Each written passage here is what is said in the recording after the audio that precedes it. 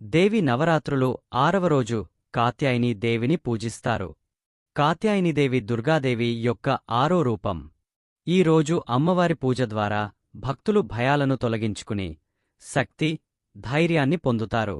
కాత్యాయనిదేవి అత్యంత శక్తివంతమైన అమ్మవారిగా పూజించబడుతుంది. ఆమె శత్రువులను సంహరించడంలో మహాశక్తిగా నిలుస్తుంది. 6వ రోజు పూజా ప్రాముఖ్యత.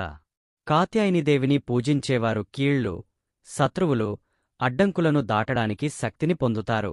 అమ్మవారు క్షేమాన్ని ప్రసాదిస్తూ భక్తులకు ధైర్యం, విశ్వాసం ఇస్తారని నమ్ముతారు. అమ్మవారికి పూజ చేయడం వల్ల జీవితంలో ఉన్న ప్రతికూల శక్తులను తొలగించుకోవచ్చు.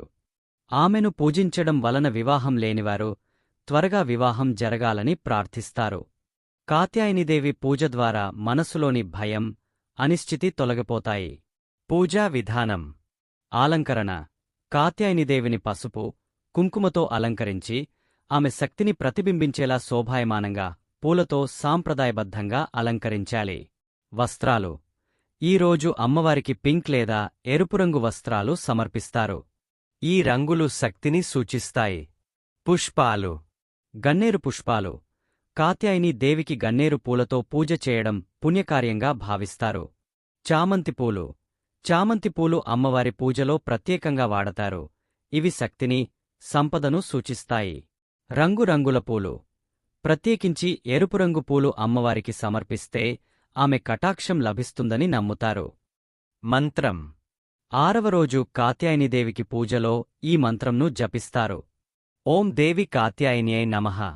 చంద్రహాసోజ్వలకర శార్దూలవరవాహన్. కాత్యాయనిశుభం దద్యాదేవి దానవహాతిని. ఈ మంత్రం జపించడం ద్వారా అమ్మవారి కృపా కటాక్షం సులభంగా లభిస్తుందని నమ్ముతారు. అలంకరణ. అమ్మవారిని ఎరుపు పుష్పాలు మరియు సువాసన పూలుతో అలంకరించాలి. పసుపు, కుంకుమతో అమ్మవారి రూపాన్ని పూజించడం చాలా శక్తివంతమైన పూజా విధిగా భావిస్తారు. నైవేద్యం. నైవేద్యంగా లడ్డు, పాయసం, పులిహోర వంటి స్వీట్స్ మరియు వంటకాలు అమ్మవారికి సమర్పిస్తారు. 6వ రోజు పూజ పూర్తయిన తర్వాత అమ్మవారికి ఆర్తి చేసి క్షేమం, శక్తి, ధైర్యం కోరుకుంటారు. ఇలాంటి వీడియోస్ కోసం ఇప్పుడే సబ్స్క్రైబ్ చేసుకోండి.